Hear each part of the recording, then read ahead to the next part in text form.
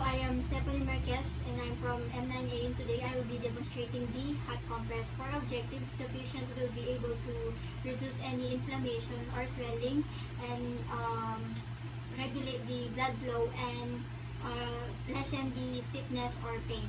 So first is identify the client. Hello ma'am, good afternoon. I am Stephanie Marquez. May I know your name, age, and birthday? Artemi Garcia, 19 years old, December 15, 2005. Okay, ma'am, thank you. Now is I'm going to check the doctor's order for the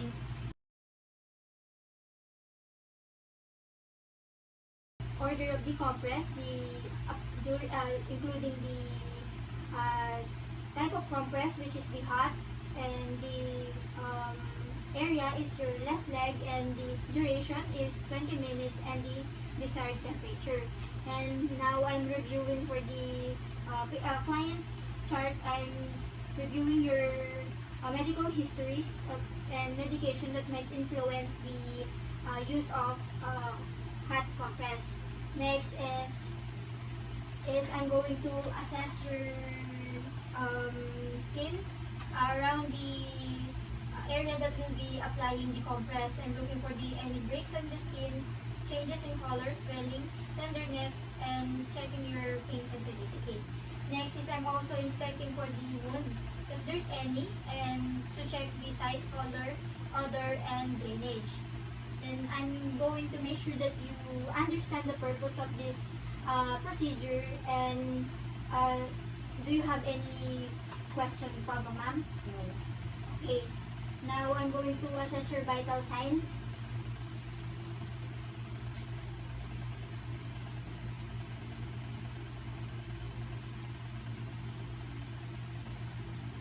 Now I'm going to gather the equipments. For the equipments is the bath towel, the underpad or the waterproof pad, the small towel, clean gloves, alcohol, tumbler with the hot water, and the compression bag.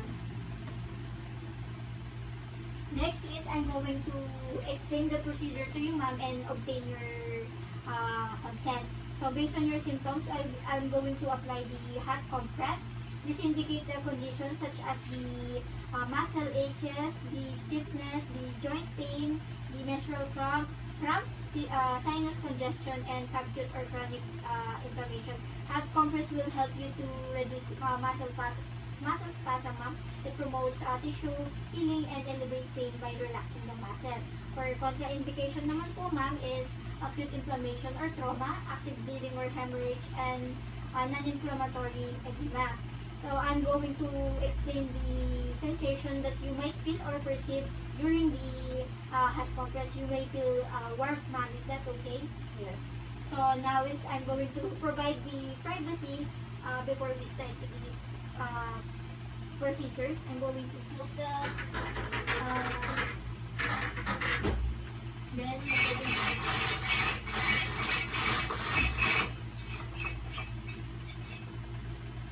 then I'm going to assist you in a comfortable position. Are you comfortable now, ma'am? Yes. Then I'm going to make sure that the affected area is only the exposed. Then I'm going to drape you.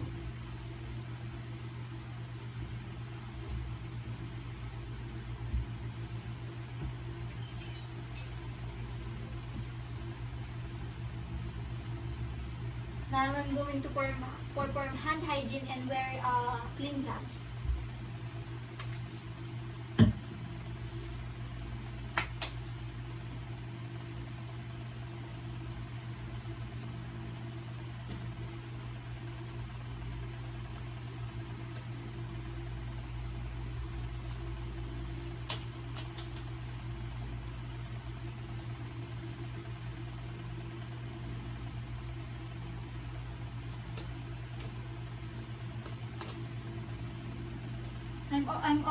I'm also going to put a waterproof pad under the patient to prevent any water spilling.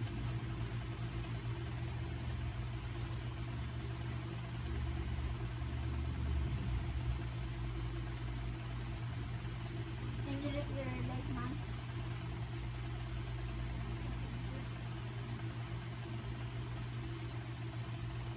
Then I'm going to apply the compress in the affected area.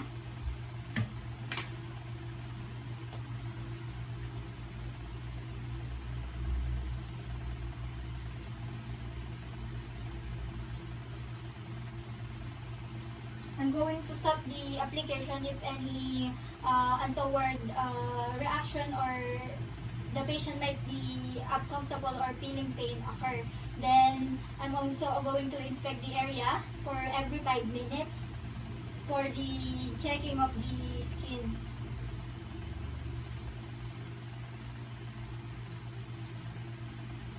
Now that the prescribed time is done, or it is 20 minutes, and I'm going now to remove the hot compress. Then I'm now inspecting the area for the evidence of the effectiveness of the therapy. Then I've asked the client to describe comfort level or discomfort during the compress, during the time I put the hot compress. Ma'am, please describe the comfort level. Did you feel comfort when I put the hot compress or any discomfort? I felt comfort. Okay, ma'am, thank you. Now I'm going to obtain again your vital signs and compare it to the baseline.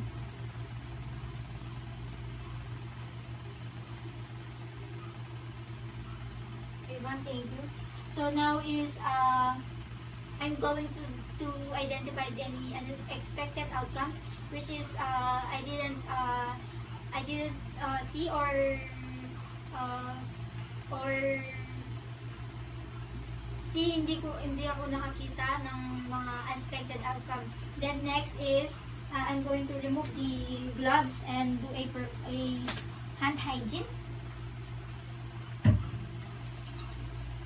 Then do the documentation. For the cold compress is for the objective, it reduces inflammation and swelling and pain. So I've already done the following: verifying the doctor's order, identifying the client, checking the medical history of the client, assessing the skin around the compress of the client, assessing the wound. I've also obtained the vital signs, the any expected outcomes. Then I've already gathered the equipments too, which is the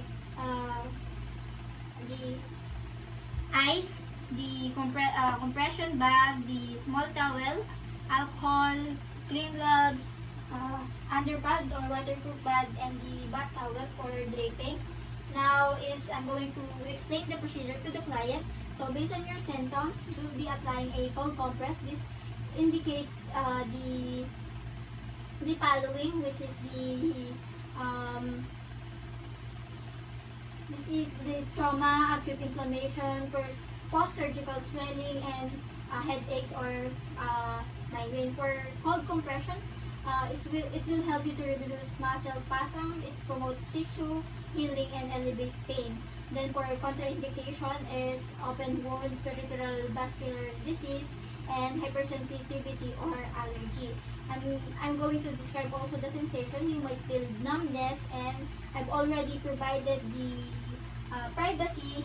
Then I've already helped you in a comfortable position and drape her, and I've already done my hand hygiene and donning the gloves, and I've already placed the waterproof pads under her. Now I'm going to apply the cold compress to the patient's leg.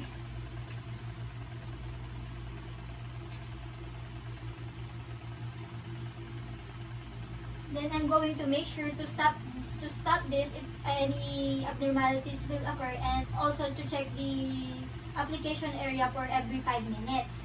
Then once the prescribed time is done, which is 30 minutes, I'm going to remove the compress bag.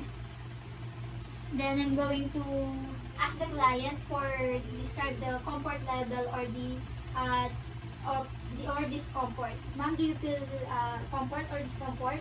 Comfort. Okay, ma'am, thank you. Now I'm going to obtain the vital signs again and check it again with the baseline.